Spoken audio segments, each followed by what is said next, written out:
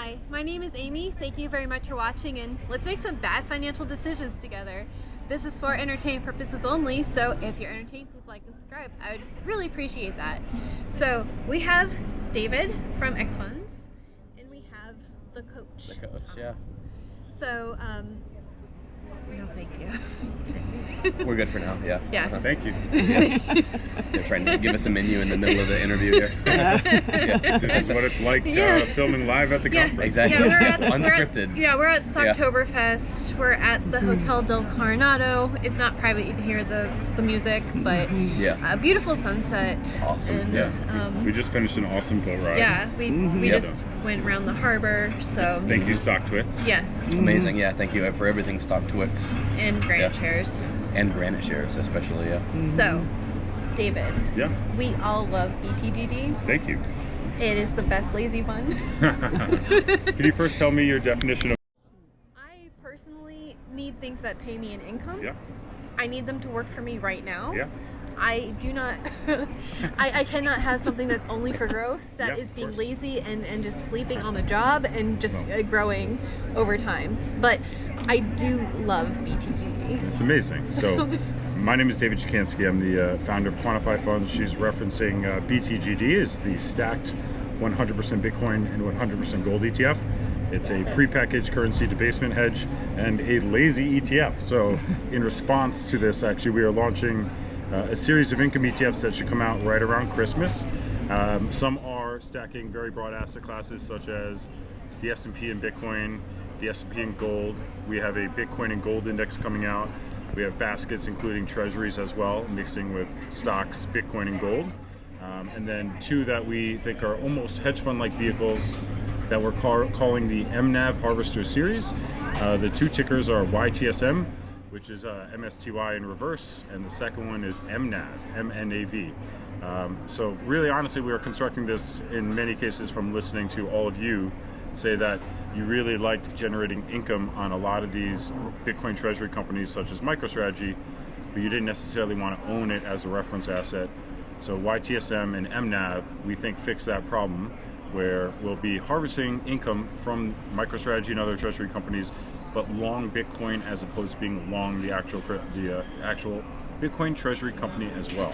A little bit of a mouthful, but yeah. So the first ones that you mentioned, Yeah, of course. the one they pair the treasuries with Bitcoin, gold with Bitcoin, equities with Bitcoin. Yep. I did glance at the prospectus at the airport, but I was like, I'll deal with this when I get home. So, but those are going to be more straightforward type funds. Are you going to do like call spreads, like any kind of downside protection? Yeah, we can't talk about complete detail. All I would say is that they're going to definitely be total return focused. So some of that will incorporate potential downside hedges. Some of that will incorporate having some upside beta, right? So you don't get fully called out of the stocks. So I think it's important to have both. Most importantly, we have the chopper in the background here. You're next to a military base. They do this all day. All day. They're doing like military drills out here. Yeah. But I think the most important thing for us is if you are going to add some leverage, because these will be leverage ETFs. You can think of it as stacking two different cover call strategies or growth and income cover call strategies on top of each other. It's important that they also diversify, and that's where we take the lessons that we've instilled in BTGD and apply them here. And we do that rebalancing every single day, so we're a little bit less lazy, and we do that for you built into the ETF, so it is still a buy and hold vehicle for you that pays a reasonable dividend. We are not going to be looking for these massive eye-dropping dividends because, quite frankly, we don't think they're sustainable, and we're trying to build something that you can actually invest in and allocate to for quite some time. So I really like the 50% Bitcoin, 50% gold, because gold is a commodity. It's really not going to go down 50%, 90%. Bitcoin's more volatile. So when you have it automatically balanced for me, then overall, my thesis anyway is that over time it's going to be one of the more stable parts of your portfolio as a value part of. But and if I could on that, we can even just look at the track record of BTGD, and that has proven itself. We just crossed our 1 year mark. If you look at the last 6 months, we are a leverage ETF we've actually only experienced 90% of the downside of Bitcoin and 120% of the upside. And so it shows that if you do construct leverage with diversification, you can really take advantage of it and have more volatility on the upside and actually less volatility on the downside. So that's what we hope to bring to these. And these paired ETFs that you have are doing high income.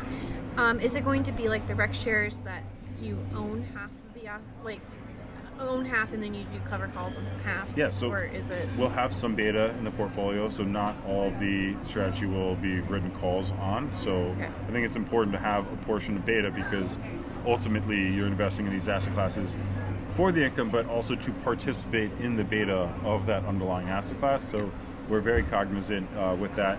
We're partnering with an amazing options team out of Chicago called Invexitas. The head PM there is Zed Francis. He was a portfolio manager with SpiderRock, one of the most respected options hedge fund companies in the country. We're trying to really bring institutional quality to this cover call space and do it in an intelligently structured, leveraged way.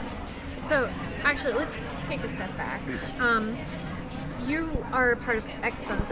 You said that. Sorry, Quantify funds. No. But it's only a 3-person team, right? It's only a 3-person team. Yep. And you were a part of Tidal before, right? Yeah, I was the 4th employee and partner at Tidal, so I spent 11 years with Mike Venuto. Mike Venuto is my mentor, and I wouldn't be here today if it wasn't for Mike. I was both a portfolio manager and for a part-time head of new product development for Tidal, and it was amazing working with some of Tidal's clients, but I really thought there was a better way or a different way to do it, and so I'm very excited to now be partnering with Tidal on all these ETFs. I'm launching all of my ETFs on Tidal's Trust to do these and bring these to the marketplace and meld what I think is something that is interesting to both individual investors and to the institutional world. You know, I think our whole brand is built on the concept that individual investors learn so much faster than the institutional world. It took 9 months for BTGD to get on the institutional world's radar, and they're just starting to purchase it now. And you know, currency debasement is the hottest topic in the marketplace because everyone sees the writing on the wall. The dollar only has one way to go.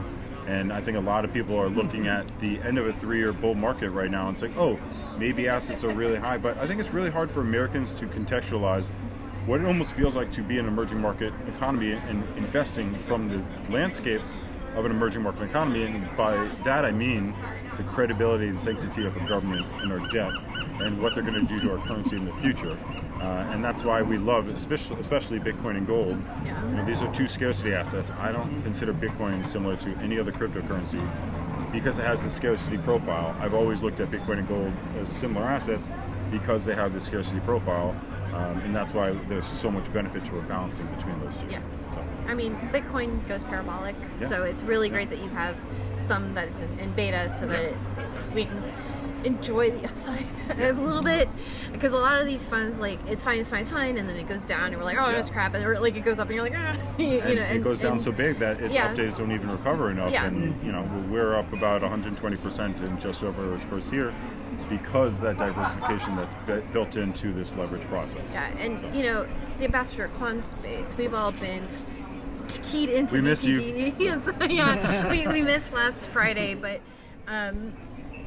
you know, we've been keyed into BTGD basically on inception day. Or like this actually intuitively makes a lot of sense. I want to ask you more about the hedge fund ones because I was looking through the prospectus and I was like, actually, this is confusing. They are quite confusing. Please ask me.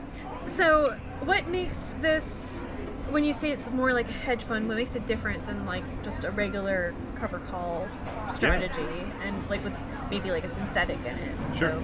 So our target overall exposure will be about a 1.5 beta to Bitcoin, but if there's Treasury companies... when you say 1.5 beta, you mean like 1.5 times X? Like 1.5x the daily movement of Bitcoin, but it won't be completely straightforward. It'll vary based on the opportunities that are available within the Bitcoin and crypto treasury companies.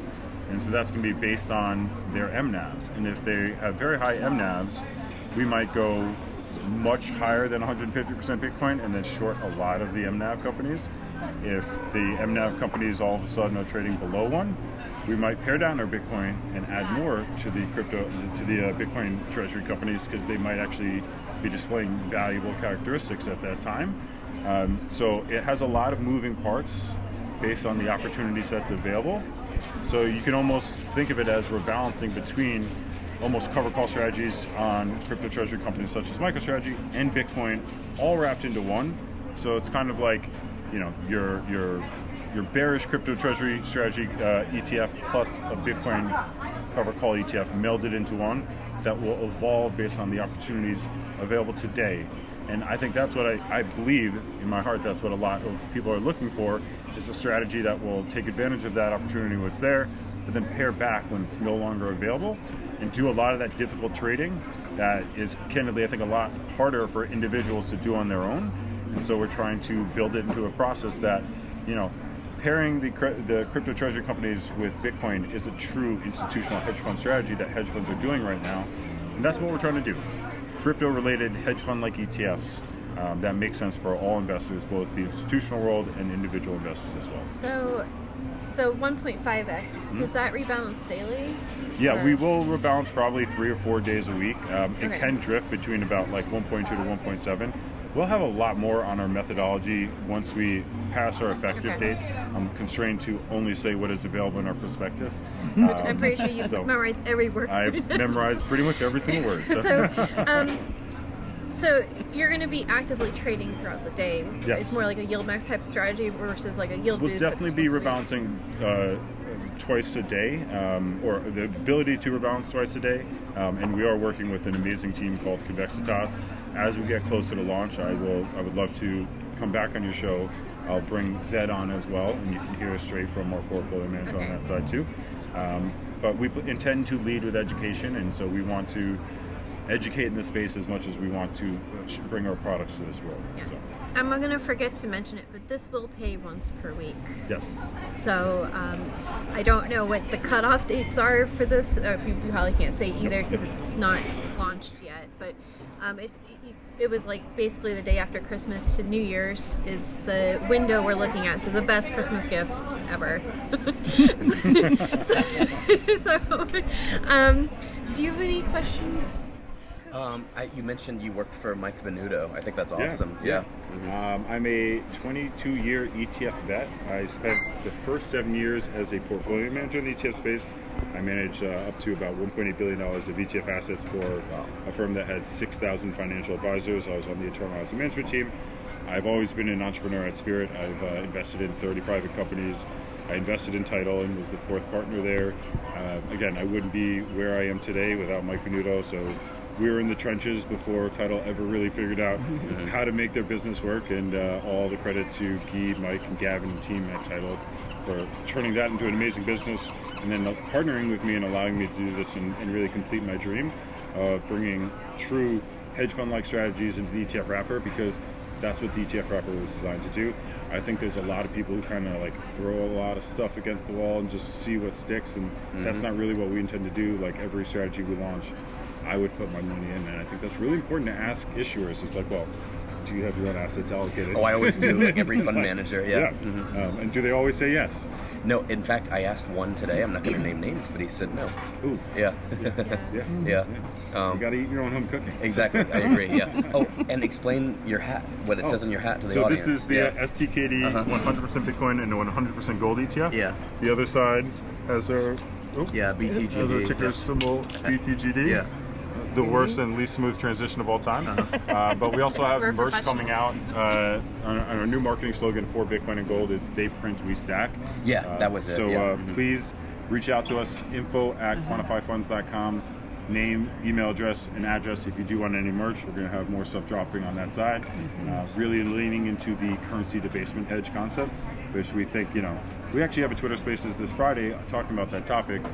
Everyone thinks this is something that is over, but if you look at like institutional portfolios, family offices, they have less than a couple percent of their portfolio in gold and Bitcoin, maybe 1 or 2% each.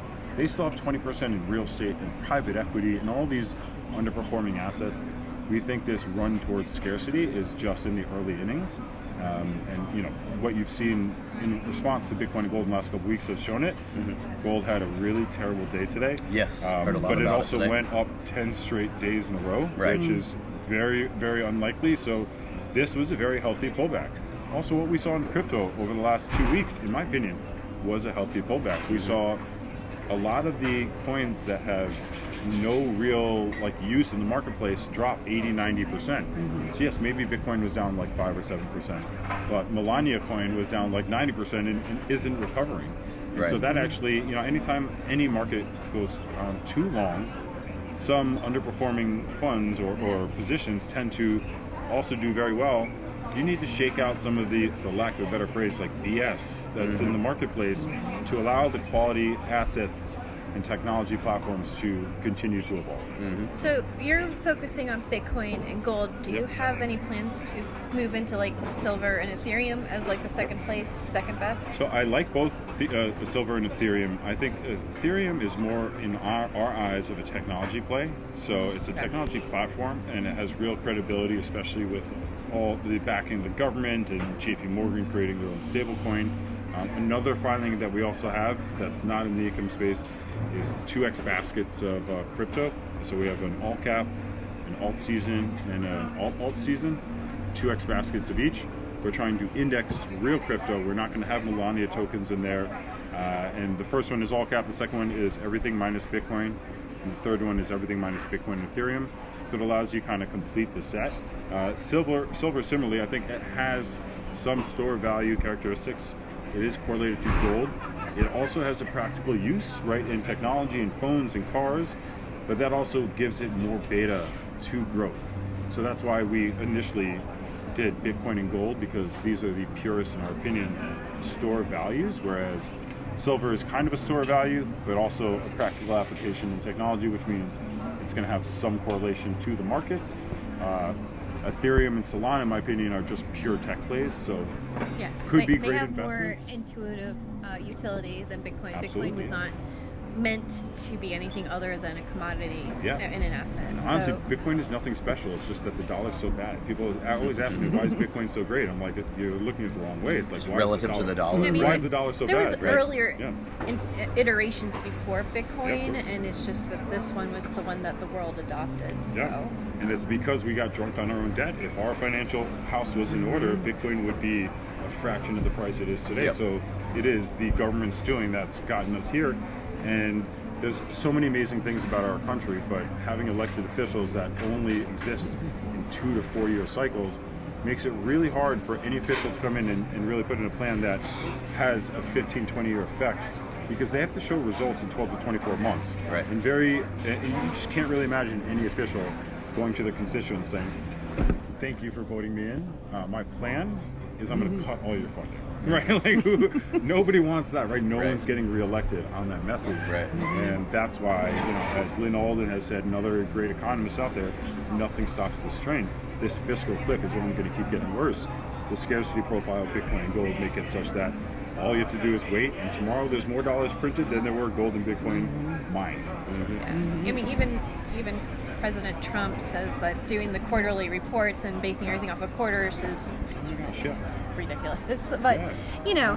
but anyways, so I really appreciate that we're making things that used to just be behind a paywall with hedge funds. Like, I would have had to have, what size portfolio do you think? Like $1 million, $2 million, like 10? At least $250,000, $500,000 investment tickets, and they lock you up and they charge you 2 and 20, and then they say if you want your money out in a year, you can start to have your money out. You can have a quarter of it out each quarter for the year, but if you're going to own things that are different than just your beta and the S&P, the beauty of the ETF wrapper is like when you need to rebalance, you can do that at 12 o'clock in the middle of the day if there's an opportunity. Or like, for example, BTGD, we actually saw some outflows this week. Guess what? If you perform too well, people's allocations go too high and they need to actually trim it a little bit. But that's what they should be doing, right? Yes. And an ETF wrapper allows you that opportunity. So it doesn't matter how good the hedge fund return is. If when you want to rebalance it, they say, cool, in 15 months you can have your money back, like the opportunity that you're looking for to reallocate to is absolutely gone. Yeah, and there has been some speculation of like how saturated our high income ETF is this field, but this is very innovative. Yeah, I mean, and the ETF world is both saturated and innovative at the same time, and it's truly up to the allocators to decide what are the long-lasting products that stick around. We hope to only innovate and create new, interesting concepts that have been done in the hedge fund world into the ETF wrapper. So we promise to not do what I view as sort of like retail candy, where it tastes really good and then you feel sick the next day. We want to avoid that as much as possible and offer true institutional quality products. Yeah, like real investing should be boring, like watching A little bit boring, yeah, absolutely, yeah. But not lazy. Like we Yes, want to not lazy, performing, but I want to get paid every week. Yes, absolutely. So, Yeah. thank you. Yeah, thank you. Is there anything else you wish to talk about today? No, I just wanted to thank you guys so much. I've been saying this for the last couple of months. I think it's folks like yourselves that really do a great job of spreading education in this space.